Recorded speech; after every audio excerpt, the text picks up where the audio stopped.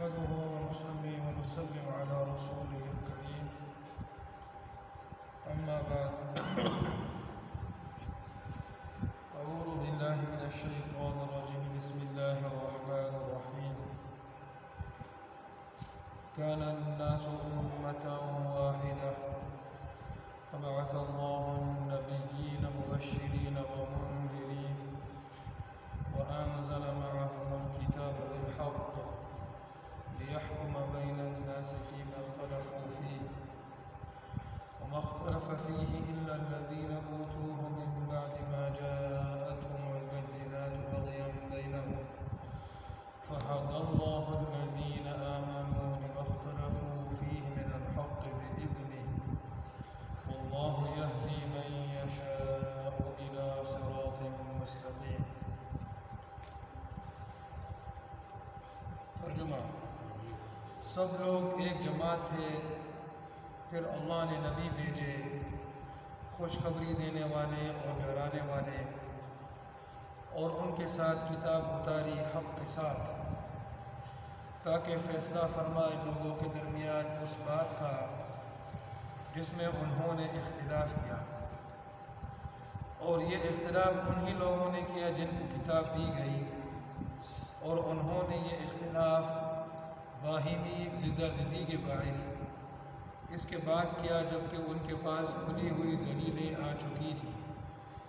پھر اللہ نے اپنے فضل سے ان لوگوں کو جو ایمان لائے اس امر حق کی ہدایت دی جس میں وہ اختلاف کرتے تھے، اور اللہ جس کو چاہے سیدھے راستے کی ہدایت دیتا ہے۔ سورۃ البقرہ کی آیت نمبر 113 کی تلاوت کی گئی۔ پیچھے جو ہے اس بات کا بیان تھا کہ اسلام کے اندر داخل ہو جاؤ اور گمراہی کا راستہ نہ اپناؤ، اور پھر جو ہے وہ لوگ جنہوں نے گمراہی ہدایت کے بدلے گمراہی کو اختیار کر لیا، اور اس کے برعکس وہ لوگ جنہوں نے ہدایت کو اپنایا ان کا بیان، اور آیت سورۃ البقرہ کے شروع میں بہت سارا بیان بنی اسرائیل کا بھی تھا۔ اب اس آیت میں اللہ رب العزت فرماتے ہیں کہ ساری انسانیت جو تھی وہ ایک امت واحدہ تھی۔ حضرت آدم علیہ السلام کو جب اللہ نے اس دنیا میں بھیجا اور ان کی بیوی حضرت حوا ہے رضی اللہ عنہا، اور پھر ان سے جو نسل انسانی چلی وہ حضرت آدم علیہ السلام کی شریعت پر عمل کرتے تھے۔ حضرت آدم علیہ السلام خود نبی رسول تھے، تو سارے کے سارے انسان جو تھے ایک امت واحدہ تھے، سب کے سب مسلمان تھے۔ یہ جو چیز پیدا ہوئی کہ بعض لوگ جو ہیں انہوں نے وہ گمراہی کے راستے پر چلے گئے اور بعض لوگ ہدایت کے راستے پر، اور یہ جو کشمکش جو ہو گئی یہ بعض کی پیداوار ہے۔ تفسیر المنصور میں ہے کہ حضرت آدم علیہ السلام اور نوح علیہ السلام کے درمیان جو قرنیں تھیں، یعنی جو صدیاں تھیں، یہ سب ہدایت پر اور شریعت حقہ پر تھے۔ پھر لوگوں نے اختلاف کر لیا تو اللہ تعالیٰ نے حضرت نوح علیہ السلام کو بھیجا جو اس اختلاف کے بعد سب سے پہلے رسول ہیں، جنہیں اللہ تعالیٰ نے زمین والوں کی طرف بھیجا، اور ایسے وقت میں بھیجا جب کہ لوگوں میں اختلاف ہو چکا تھا اور حق کو چھوڑ چکے تھے۔ پھر اللہ تعالیٰ نے ان کے بعد رسول بھیجے اور کتابیں نازل فرمائی جو مخلوق پر حجت ہیں۔ اور تفسیر قرطبی میں ہے کہ امت واحدہ سے مراد مسلمان ہیں جو حضرت نوح علیہ السلام کے ساتھ کشتی میں تھے۔ اس وقت دنیا میں صرف یہی لوگ اہل ایمان تھے، دوسری کوئی جماعت نہ تھی۔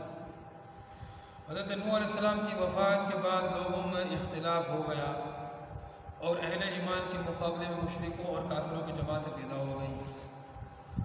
امت واحدہ کا مصداق کرنے کے سلسلے میں اور بھی اقوال ہیں۔ بہر صورت آیت شریفہ کا مفہوم یہ ہے کہ کسی زمانے میں تمام انسان ایک ہی مذہب اور ملت اور ایک ہی عقیدے پر تھے۔ یہ وہ دین تھا جو اللہ تعالیٰ کے یہاں مقبول تھا۔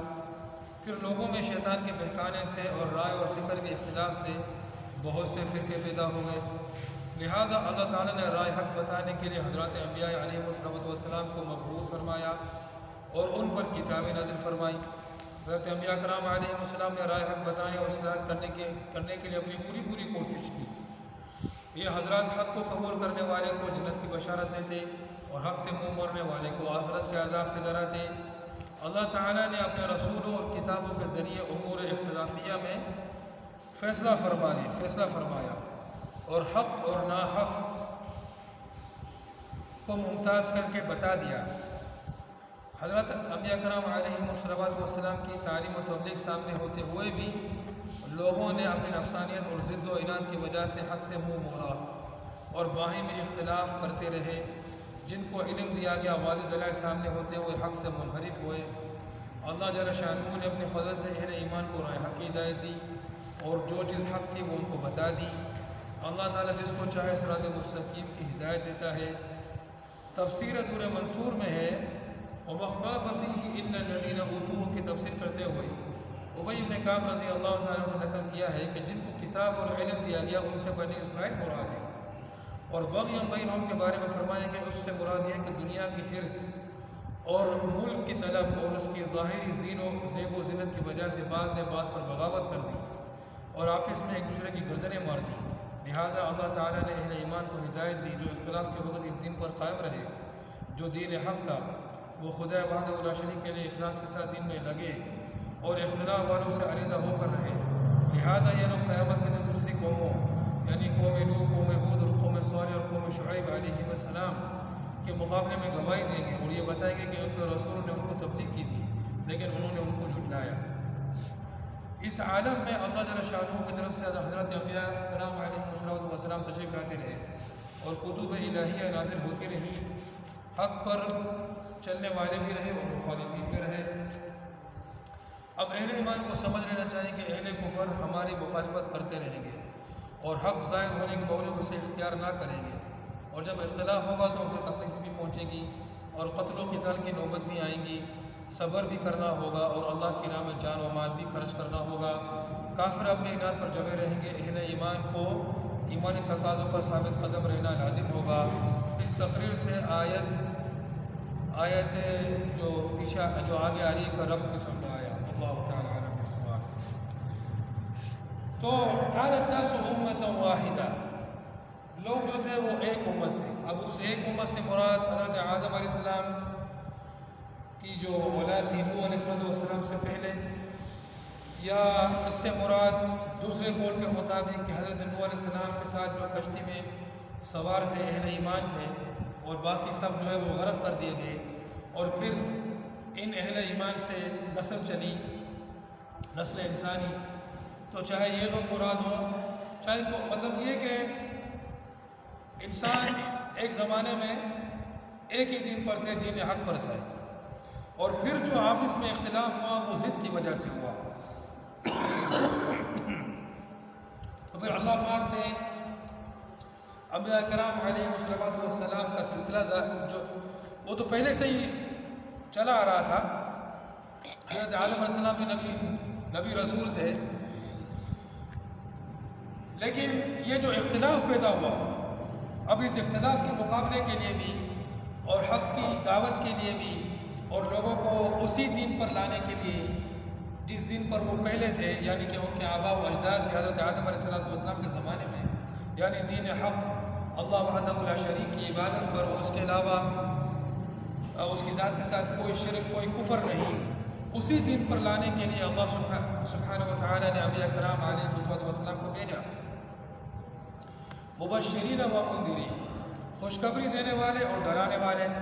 وَأَنزَلَ مَعَهُمُ الْكِتَابَ بِالْحَقِّ لِيَحْكُمَ بَيْنَ النَّاسِ فِيمَا اخْتَلَفُوا فِيهِ، اور ان کے ساتھ کتاب بھی نازل فرمائی حق کے ساتھ، تاکہ لوگوں کے درمیان میں جو جس بات میں وہ اختلاف کر رہے ہیں یعنی حق اور باطل میں کہ ایک جماعت حق پر ہے اور ایک جماعت باطل پر ہے، اس کے درمیان فیصلہ کریں۔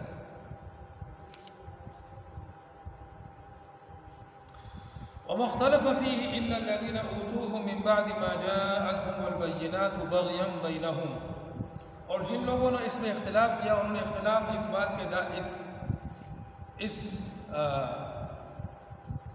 بات کے بعد کیا کہ ان کو وہ کتاب دے دی گئی تھی، یعنی کتاب کے آنے کے بعد، ہدایت کے آنے کے بعد انہوں نے اس میں اختلاف کیا آپس میں زدہ زدی کی وجہ سے، بغیم بینہم، یعنی یہ بھی ضروری نہیں کہ جن لوگوں نے حق کو نہیں مانا انہوں نے اس لیے نہیں مانا کہ وہ حق کو پہچان نہیں سکے، بلکہ ضد اور عناد کی وجہ سے حق کو قبول نہیں کیا۔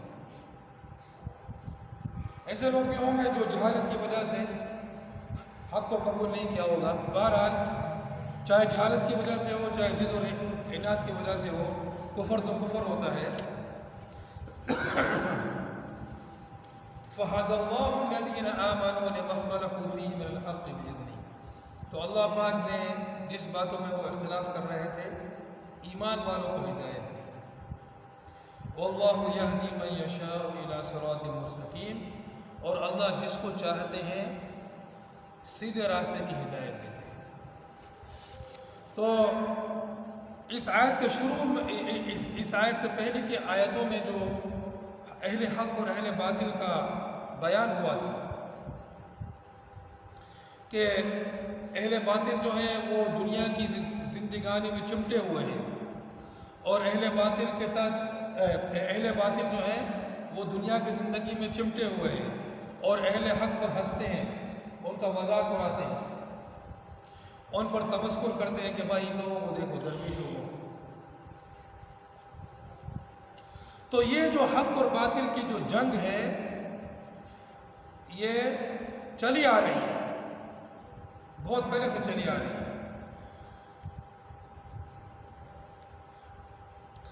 تو یہ جنگ چلی آ رہی ہے اور آج بھی ایسا ہی ہے، تو اہل حق کو کمزور نہیں ہونا۔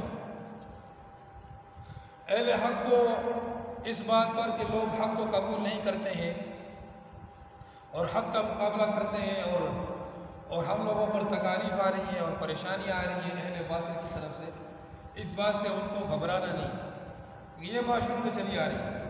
ہاں، ایک وقت تھا جب سارے انسان حق پر تھے، ہدایت پر تھے، وہ شروع کا زمانہ تھا، لیکن اس کے بعد سے جب انسانیت میں سے ایک گروہ گمراہ ہوا، تب سے آج تک دو فرقے، حق اور باطل، یہ کشمکش جاری ہے۔ اور جب یہ کشمکش جاری ہے تو پھر کیا؟ ام حسبتم ان تدخلوا الجنة ولما يأتكم مثل الذين خلوا من قبلكم مستهم البأساء والضراء وزلزلوا حتى يقول الرسول والذين آمنوا معه متى نصر الله ألا إن نصر الله قريب، کہ کیا تم نے خیال کیا ہے، یہ آیت نمبر 214 ہے، کیا تم نے خیال کیا ہے کہ جنت میں داخل ہو جاؤ گے حالانکہ ان لوگوں جیسے واقعہ تمہیں پیش نہیں آئے جو تم سے پہلے گزرے ہیں، ان کو پہنچی سختی اور تکلیف اور وہ لوگ جھنجھوڑ دیے گئے، یہاں تک کہ رسول نے اور ان مومنین نے جو رسول علیہ السلام کے ساتھ تھے کہہ دیا کہ کب ہوگی اللہ کی مدد، خبردار بلا شبہ اللہ کی مدد قریب ہے۔ تو یہ حق اور باطل کی جو کشمکش ہے وہ آج جو جاری ہے یہ پہلے سے چلی آ رہی ہے، تو تم سمجھتے ہو کہ تم جنت میں ایسے ہی داخل ہو جاؤ گے؟ تم چاہتے ہو کہ جس طرح شروع میں سب کے سب اہل حق پر تھے اور ایک ہی جماعت تھی، آج بھی ایسا ہی ہو، کوئی سختی اور تکلیف نہ ہو، کوئی مقابلہ نہ ہو، کوئی جہاد نہ ہو، کوئی قربانی نہ ہو، سب ایک ہی تو پھر تو انسان اور فرشتے پھر تو فرشتے ہو گئے نا، پھر انسان اور فرشتہ دونوں ایک ہی چیز ہو گئے کہ جس طرح فرشتے ہیں کہ ان کی فطرت یہ ہے ان کی کہ وہ اللہ تعالیٰ کی فرما برداری میں لگے رہتے ہیں اور شر کی طرف ان کا کوئی میلان ہی نہیں ہے. تو تم سمجھتے ہو کہ تم جنت میں داخل ہو جاؤ گے، حالانکہ تم پر وہ آزمائشیں نہیں آئی جو تم سے پہلوں پر آئی. ان پر سختی اور تکلیف آ گئی، ان کو جھنجھوڑ دیا گیا. وَزُلْزِلُوا، ان کو زلزلے کی طرح ان کو ہلا دیا گیا،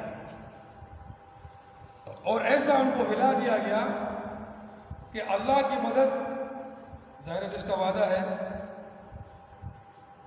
پھر وہ اللہ کی مدد کے لیے جو ہے اللہ کو پکارنے لگے کہ یا اللہ اپنی مدد کو بھیج دیجیے. یہ نہیں کہ ان کو مدد میں کوئی شک تھا یا نعوذ باللہ اللہ سے کوئی شکایت کر رہے تھے، یہ مطلب نہیں ہے. سمجھے؟ متى نصر اللہ، اللہ کی مدد کب آئے گی. الا ان نصر اللہ قریب، خبردار اللہ کی مدد کرے.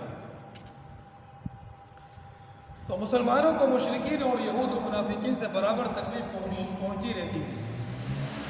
مکہ معظمہ میں مشرکین سے اور پھر مدینہ منورہ میں تو یہودی اور منافقین سے واسطہ برابر،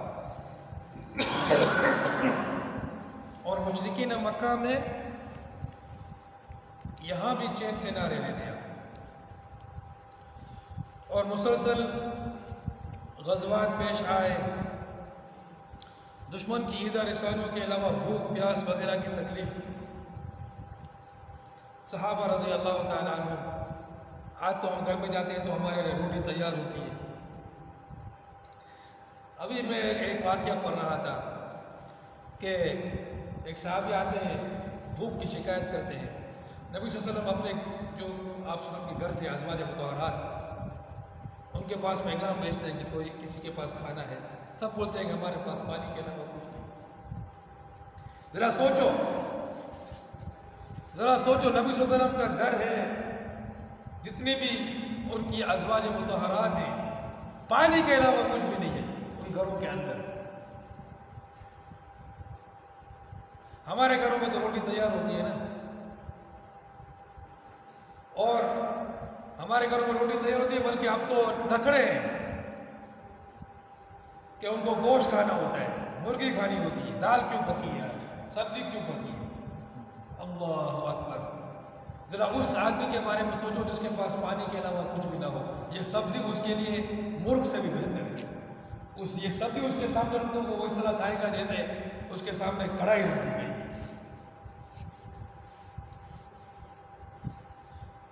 پھر ایک صحابی ان کو لے کے جاتے ہیں، مشہور واقعہ ہے، اور صحابی کی بیوی کہتی ہے کہ گھر میں تو اتنا ہی کھانا ہے کہ بس بچوں کو پورا ہوگا. بولا بچوں کو سلا دو، چراغ کو بجھا دو، ہم صرف، اور وہ مہمان کے سامنے منہ ہلاتے رہتے. مہمان سمجھتے وہ بھی میرے ساتھ کھا رہے ہیں، لیکن سارا کھانا مہمان کھاتا ہے. اتنا کھانا ہوتا ہے بس کہ یا تو مہمان کھائے گا یا پھر بچے کھائیں گے یا پھر وہ کھائیں گے. ذرا سوچو. تو بھوک اور پیاس کی یہ تکلیف الگ، دشمنی جو دشمن کی طرف سے تکلیف ہے وہ الگ. پھر اسباب نزول میں ہے کہ یہ آیت غزوہ خندق کے موقع پر نازل ہوئی، جبکہ مسلمانوں کو سخت تکلیف پہنچی. دشمنوں کا خوف بھی تھا، سردی بھی سخت تھی، کھانے پینے کی چیزیں بھی مہیا نہ تھیں، کئی طرف سے تکالیف کا سامنا تھا. اور جیسا کہ اللہ سبحانہ و تعالیٰ نے سورہ احزاب میں فرمایا وَبَلَغَتِ الْقُلُوبُ الْحَنَاجِرَ، اور کلیجے منہ کو آ گئے تھے. نیز اللہ جل شانہ نے غزوہ احزاب کے بارے میں یہ بھی فرمایا هُنَالِكَ ابْتُلِيَ الْمُؤْمِنُونَ وَزُلْزِلُوا زِلْزَالًا شَدِيدًا، کہ اس موقع پر مسلمانوں کو آزمائش میں ڈالا گیا اور ان کو سختی کے ساتھ جھنجھوڑ دیا گیا. منافقین اس حال کو دیکھ کر طرح طرح کی باتیں کرنے لگے، حتیٰ کہ کفریہ کلمات تک کہے گئے.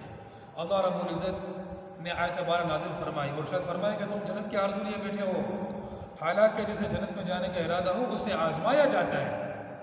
ہم لوگ تو وہی بڑے آسانی کے ساتھ جنت میں جانا چاہتے ہیں، کوئی تکلیف نہیں ہونی چاہیے، بس آرام سے جنت میں جائیں. کوئی قربانی نہیں دینی ہے، بعض لوگ تو نماز بھی نہیں پڑھتے ہیں پھر بھی جنت میں جانا ہے. قربانیاں تو دور کی بات ہے. تو واسطہ نماز بھی نہیں پڑھتے ہیں, قربانیاں تو بہت دور کی بات ہے. نماز بھی نہیں پڑھتے ہیں مگر جانا جنت میں ہے. تکلیفوں میں مبتلا کیا جائے. تم سے پہلے جو اہل ایمان تھے ان کو دکھ پہنچا, مصیبتوں نے گھیرا, تکلیفوں نے دبوچا, اور ان کو اس قدر سختی کے ساتھ جھنجھوڑا گیا کہ ان کے زمانے کے رسول نے اور ان کے ساتھیوں نے کیا کہا کہ اللہ کی مدد کب آئے گی. جب وہ اس حال پر پہنچ گئے تو اللہ تعالیٰ کی طرف سے خوشخبری دی گئی کہ خبردار اللہ تعالیٰ کی مدد قریب ہے. اس میں جہاں منافقین کو جواب دیا گیا وہاں مسلمانوں کو بھی تسلی دی گئی کہ یہ مسئلہ و تکلیف کوئی نئی نہیں ہے, تمہارے ساتھ کوئی نیا معاملہ نہیں ہو رہا ہے. پہلی امتوں کے ساتھ بھی اسی طرح ہو چکا ہے, ان کو بھی آزمایا گیا اور جلدی مدد آ گئی. تمہاری تکلیف بھی اس مرحلے پر پہنچ چکی ہے کہ اللہ تعالیٰ کی مدد قریب ہے. دنیا میں بھی مدد ہوگی اور جلدی بھی جنت کا بھی داخلہ ہوگا.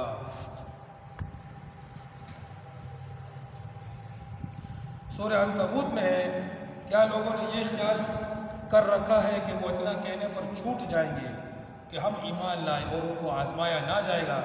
اور بلا شبہ یہ حقیقت ہے کہ ہم نے ان لوگوں کو آزمایا جو ان سے پہلے تھے. سو اللہ تعالیٰ ضرور جو ہے جان یعنی کہ ظاہر کر دے گا. جہاں پر بھی قرآن میں یہ ہونا کہ اللہ پاک ضرور جان لے گا تو وہ حقیقی معنی پر نہیں ہوتا, کیونکہ اللہ پاک تو ہر چیز کو جانتا ہے, ہمیشہ سے جانتا ہے. ٹھیک ہے نا, یعنی ظاہر کر دے گا کہ یہ چیز ظاہر ہو جائے گی ان لوگوں کو جو سچے ہیں اور ان لوگوں کو جو جھوٹے ہیں. حضرت خباب رضی اللہ تعالیٰ نے بیان فرمایا کہ ہم نے رسول اللہ صلی اللہ علیہ وسلم سے تکلیفوں کی شکایت کی جو مشرکین مکہ سے پہنچتی رہتی تھی. اس وقت آپ علیہ السلام کعبے کے سائے میں چادر سے تکیہ لگائے ہوئے تشریف فرما تھے. ہم نے عرض کیا کہ آپ اللہ سے دعا نہیں فرماتے. یہ سن کر آپ علیہ السلام نے فرمایا کہ تم سے پہلے جو مسلمان تھے ان میں سے بعض کو زمین میں گڑھا کھود کر کھڑا کر دیا جاتا, پھر آڑا لے کر سر کے اوپر سے لے کر نیچے تک چیڑ دیا جاتا جس سے اس کے 2 ٹکڑے ہو جاتے. یہ تکلیفیں ان کو ان کے دین سے نہیں روکتی تھی اور ان کے سروں پر لوہے کی کنگھیاں چلائی جاتی تھی جو گوشت سے گزر کر ہڈی اور پٹھوں تک پہنچ جاتی تھی, اور یہ چیز بھی ان کو ان کے دین سے نہیں روکتی تھی. یہ بخاری کی حدیث ہے. حضرت خباب رضی اللہ تعالیٰ عنہ یہ وہ صحابی ہیں جن کو مشرکین کوئلے پر, جلتے کوئلے پر ان کو لٹاتے تھے. حضرت بلال رضی اللہ تعالیٰ عنہ جن کو جو عرب کی جو تپتی ریت ہے اس پر لٹاتے تھے اور اوپر سے پتھر رکھتے تھے. وہ کہتے احد احد, اللہ ایک ہے, اللہ ایک ہے. اور حضرت خباب رضی اللہ تعالیٰ عنہ کو کوئلوں کے اوپر ڈالا. تو ایک دن وہ ان تکالیف سے نبی صلی اللہ علیہ وسلم کے پاس آئے کہ آپ دعا کریں. نبی صلی اللہ علیہ وسلم نے فرمایا کہ تم سے پہلے کے جو لوگ تھے ان پر آڑی چلائی گئی یوں کہ ان کی جسم کے 2 ٹکڑے ہو گئے, اور ان پر لوہے کی کنگھیاں چلائی گئی کہ ان کا گوشت جو ہے وہ ہڈیوں سے جو ہے وہ کنگھی ہو گیا. جس طرح بال کنگھی ہو جاتے ہیں اس طرح ان کا گوشت جو ہے ہڈیوں سے کنگھی ہو گیا. مگر یہ چیز بھی ان کو اسلام سے نہیں ہٹا سکے, اللہ کے دین سے نہیں ہٹا سکے. یعنی تکالیف اور قربانیاں یہ تو دین حق کا حصہ ہے. اور غزوہ خندق کے موقع پر جو غزوہ احزاب میں جو آیت ہے هُنَالِكَ ابْتُلِيَ الْمُؤْمِنُونَ وَزُلْزِلُوا زِلْزَالًا شَدِيدًا, غزوہ خندق جو ہے اس میں سمجھ لو کہ عرب کے اندر جو کفار تھے انہوں نے ایک مجموعی طور پر اسلام پر حملہ کیا. مجموعی طور پر منافقین ایک طرف, یہود ایک طرف اور مشرکین ایک طرف, سب نے مجموعی طور پر اسلام پر حملہ کیا کہ اسلام کو بالکل ختم کر دیا جائے, مسلمانوں کو بالکل ختم کر دیا جائے. اور نبی صلی اللہ علیہ وسلم اور صحابہ رضی اللہ تعالیٰ عنہ نے خندق کھودی. سلمان رضی اللہ تعالیٰ عنہ نے مشورہ دیا, خندق کھودی, شہر کے دفاع کے لیے خندق کھودی، اور نبی علیہ السلام بھی خندق کھودنے میں ساتھ ہیں، اور صحابہ رضی اللہ تعالیٰ عنہ خندق کھود رہے ہیں اور اشعار پڑھ رہے ہیں، نحن الذین بایعوا محمدا علی الجہاد ما بقینا ابدا، کہ ہم وہ ہیں جنہوں نے محمد کے ہاتھ پر بیعت کر لیے کہ ہم جب تک باقی رہیں گے جہاد کرتے رہیں گے۔ اور نبی علیہ السلام صحابہ رضی اللہ تعالیٰ عنہ کو جوش دیکھ رہے ہیں، اور وہ فرماتے ہیں اللہم لا عیش الا عیش الآخرہ فاغفر الانصار والمہاجرہ، کہ اے اللہ اصل زندگی تو آخرت کی زندگی ہے، مفہوم بیان کر رہا ہوں، اے اللہ تو انصار اور مہاجرین کو بخش دے، یہ میرے صحابہ تیرے دین کے لیے آج مجموعی طور پر حملہ کر دیا گیا ہے ان پر، اور تو اس وقت سخت سردی ہے اور دشمن نے مجموعی طور پر حملہ کر دیا ہے۔ اسی واقعے کے اندر رسول پاک علیہ السلام کی اور صحابہ کرام رضی اللہ تعالیٰ عنہ کی بعض نمازیں بھی قضا ہو گئی، دشمن کے دفاع میں اتنے لگے ہوئے تھے کہ ان کی بعض نمازیں بھی قضا ہو گئی، اور اللہ سبحانہ و تعالیٰ نے فرمایا کہ اس موقع پر مسلمانوں کو آزمائش میں ڈالا گیا، وَزُلْزِلُوا زِلْزَالًا شَدِيدًا، اور شدت کے ساتھ ان کو جھنجھوڑ دیا گیا۔ ٹھیک ہے، جب شدت کے ساتھ جھنجھوڑ دیا گیا، اس کے بعد کیا ہوتا ہے؟ مَسَّتْهُمُ الْبَأْسَاءُ وَالضَّرَّاءُ، کہ پچھلی امتوں کے ساتھ کیا ہوا کہ ان کو تکلیف پہنچی، سختی پہنچی، وَزُلْزِلُوا، اور ہلا دیے گئے، یہاں تک کہ رسول نے کہا، رسول کے ساتھیوں نے کہا اللہ کی مدد کب آئے گی؟ یہ نہیں کہ اللہ کی مدد میں شک ہے، یہ نہیں کہ اللہ کی مدد پر بھروسہ نہیں ہے یا اللہ سے کوئی شکایت ہے نعوذ باللہ، نہیں، مطلب یہ ہے کہ اللہ کی مدد آ جائے، فریاد ہو رہی ہے، دعا ہو رہی ہے، اللہ کو پکارا جا رہا ہے، اللہ تو دعا کو پسند کرتا ہے۔ تو یہ جب اس حالت میں پہنچ جاتی ہے نا، پھر کیا ہوتا ہے؟ اللہ الا ان نصر اللہ قریب، خبردار اللہ کی مدد قریب ہے۔ اور غزوہ احزاب کے بعد جو ہے پھر مسلمانوں نے کافروں پر حملہ کیا، کافروں نے مسلمانوں پر حملہ نہیں کیا، اور غالباً اسی غزوے کے اندر نبی اکرم صلی اللہ علیہ وسلم نے فرما دیا جب یہ غزوہ ہو گیا کہ اب ہم ان پر حملہ کریں گے، اب وہ ہم پر حملہ نہیں کر سکیں گے۔ یہاں تک جو ہے اس پوائنٹ تک غزوہ احزاب تک مکے کی زندگی، پھر مدینے کی زندگی، غزوہ احزاب تک قربانیاں پہ قربانیاں، سختی، ہر چیز، ٹھیک ہے، یہاں تک کہ پورا ہلا دیے گئے۔ اب جو ہے اللہ کی مدد ایسی آئی ہے، اس کے بعد دھرا دھر فتوحات ہو رہی ہیں، خیبر فتح ہوا، مکہ فتح ہوا، سارا کا سارا عرب فتح ہوا، عجم فتح ہوا، افریقہ فتح ہوا، پھر فتوحات پر فتوحات چالو ہو گئی۔